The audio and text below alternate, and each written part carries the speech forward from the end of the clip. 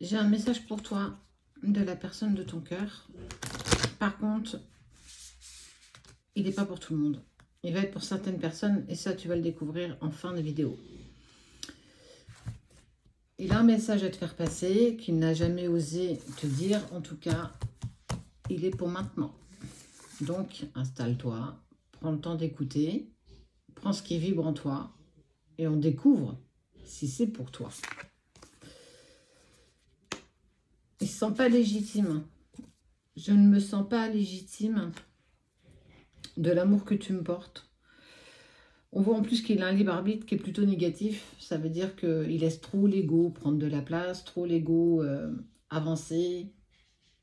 Ça a pris trop de place, trop de doutes, trop de peur, trop. Et si tu n'étais pas plus heureuse, si je n'étais pas rentrée dans ta vie, et si j'aurais dû tracer mon chemin, parce qu'aujourd'hui, je sais que tu es malheureuse, je sais que tu es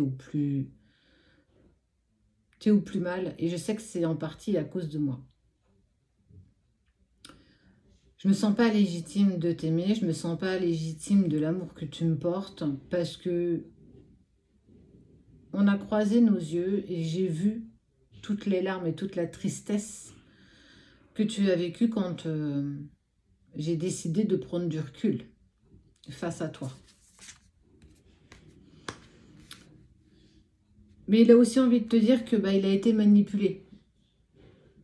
Il a été induit en erreur, il a été mis à l'épreuve par un entourage, par des personnes qu'il pensait sincères, qu'il pensait objectifs dans ce qu'il vivait, et qu'avec le temps, il s'est aperçu que c'était pas vraiment ça.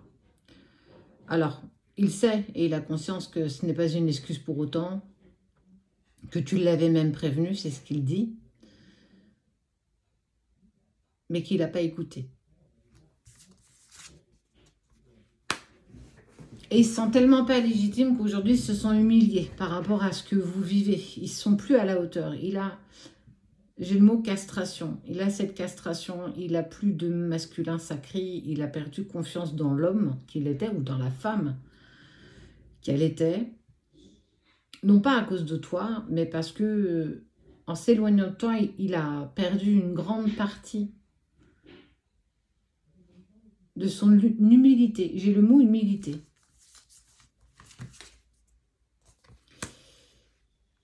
Il est dans cette dualité aujourd'hui, ça me fait sourire, où je me sens pas légitime de t'aimer, mais j'ai un côté de moi qui me dit, mais tu sais que c'est cette personne, tu sais que c'est elle, tu sais qu'elle te fait vibrer et qu'elle te fait du bien, qu'elle est ton rayon de soleil.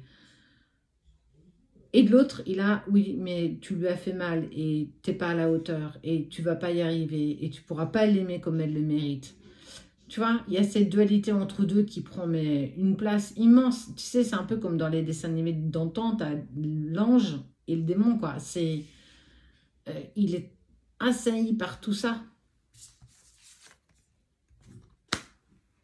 Et surtout, tu lui fais revivre encore la peur de l'abandon.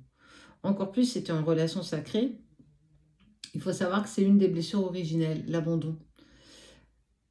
Tu l'as déjà abandonné dans des vies passées, peut-être même à votre blessure originelle. Toi, tu t'es senti rejeté et lui s'est senti abandonné et reconnecté avec toi dans cette vie-là. Est venu remettre en lumière cette grosse blessure d'abandon. Alors, il est clair, il le sait, hein, il a fait l'autruche, il a mis la tête dans le sable en espérant que la tempête passe.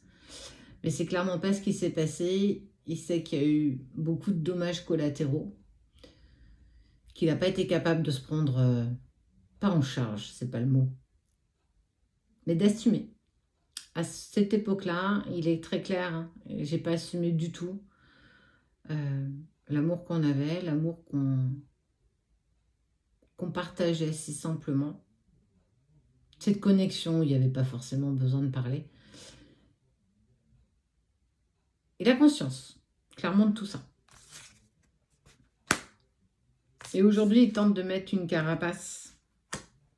Parce que tu vois, on parle de manipulation, mais en fait, on parle surtout de manipulation peut-être familiale. Il a comme une sorte de loyauté envers ses amis très proches, envers sa famille, peut-être même ses enfants ou la tierce personne avec qui il n'était peut-être pas séparé au moment où vous vous êtes séparés, et qu'il a été clairement manipulé, qu'on l'a poussé de toute façon à commettre l'irréparable. Mais il sait hein, que ce n'est pas une excuse pour autant. C'est pas une excuse pour autant. Il en a conscience. Mais aujourd'hui, il a tellement conscience que tu peux vivre. Sois heureuse sans moi. J'ai tellement envie que tu puisses avancer indépendamment de notre amour, indépendamment de ce que tu as pu m'offrir et de ce que j'ai peut-être tenté de t'offrir un petit peu. Mais je me sens tellement pas à la hauteur de notre amour. C'est douloureux quand même. Et il sait qu'il te fait revivre la blessure du rejet. Il sait que par cette distance, ce silence et peut-être même le fait de t'avoir bloqué un petit peu partout, il sait que tu vis incroyablement et douloureusement ce rejet. Ce qui est incroyable, c'est qu'il prend conscience quand même de tout ça. Cette personne, elle prend conscience quand même du mal qu'elle t'inflige indépendamment de lui. C'est comme je suis poussée à te mettre toi-même en dualité parce que je suis poussée à le faire. Je ne sais pas pourquoi je suis poussée à le faire. Mais je te promets que je ne le fais pas pour te faire mal. Je te promets que je ne le fais pas parce que je t'aime pas ou que je t'ai pas respecté ou que je t'ai pas aimé. On n'est pas du tout là-dessus. C'est... Je ne sais pas pourquoi je suis poussée à te mettre dans cette forme d'effet miroir de ce que tu n'aimes pas. Il sait qu'il sait. Il met aussi en lumière ton impatience. Tu es impatiente, impatient, tu aimerais que les choses avancent, tu aimerais que les choses se mettent en place. Mais rien ne bouge. Alors, peut-être qu'il faudrait que toi aussi tu travailles ta part de rejet. Lui est en train de travailler sa part d'abandon. Il prend conscience des choses, de cette blessure, de l'injustice aussi. Il sait que c'est pas juste. Il sait que c'est pas juste pour toi. Mais aujourd'hui, il est incapable de pouvoir t'aimer comme tu le mérites, tout comme tu es incapable de l'aimer comme il le mérite. Aimez-vous suffisamment vous-même pour pouvoir aimer l'autre comme il se doit. C'est compliqué. Et tu vois, il y a vraiment le côté famille qui ressort. Il y a vraiment eu quelque chose où, en fait, il n'a pas réussi à aller contre ça. En tout cas, ça prenait tellement de place, ça prenait tellement d'évidence qu'il en a sacrifié votre relation.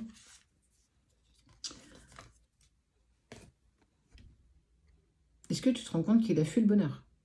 Il a pris conscience de la valeur que tu avais, de l'amour que tu lui portais. Et tu sais, je vois incroyablement ses yeux qui pleurent de tristesse et c'est les tiens que je vois. Et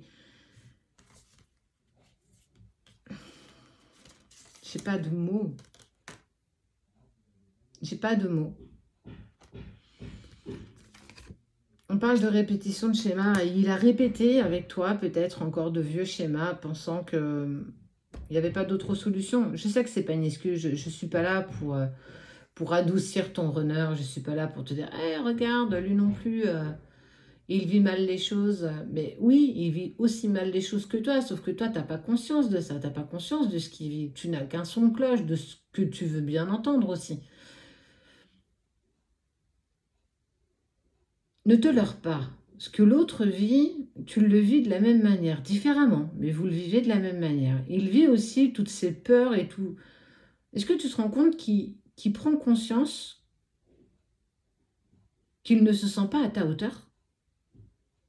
Parce qu'il sait tout ce que tu lui as apporté. Il sait tout le sacrifice que tu as donné pour cette relation, pour lui, pour vous, pour toi. Il sait tout ça. Mais ça a été plus fort que lui. Ça a été plus... C'était impossible. Il ne pouvait pas. Il n'y arrivait pas.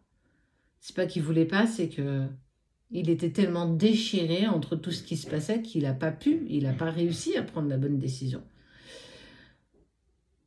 En tout cas, il veut te dire qu'il t'aime et qu'il vibre intensément par rapport à toi. Il a des certitudes.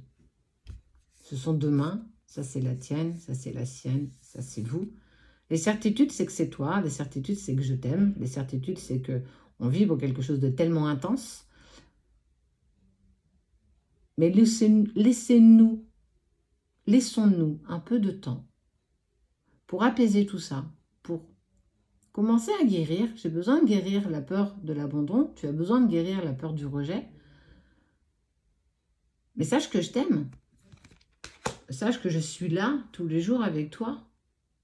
Sache que mon âme est connectée à la tienne, que mon cœur est connecté à toi, que ça va au-delà de ce que tu peux penser, ça va au-delà de ce que tu peux même croire. Et qu'il est comme toi. Il a des montées égotiques, il a des peurs, il a des doutes, il a des blessures. Alors ne doute pas. Tu peux douter de plein de choses, mais tu ne peux pas douter de l'amour qu'il a pour toi. Tu ne peux pas douter de l'affection qu'il a pour toi. Tu ne peux pas douter de ce qu'il vibre pour toi. Tu ne peux pas douter de tout ça. Tu peux douter de tout le reste, mais pas de ça. Tu peux douter de ton avancée, tu peux douter de son avancée, tu peux douter de plein de choses. Mais ne doute pas et ne doute plus de l'amour qui vous lie, cet amour qui est inconditionnel, que vous apprenez à amader et que tu apprends un petit peu plus tous les jours à accepter, tout comme lui apprend aussi à accepter. Et ça, c'est pour une petite partie d'entre vous qui sont Cancer, Lion, Vierge, tiens, toujours ensemble ces deux-là. Gémeaux et le petit dernier, Scorpion. Ce message est principalement pour vous. Tu peux prendre ton signe astro ou ton ascendant s'il est dans celui-là. À méditer.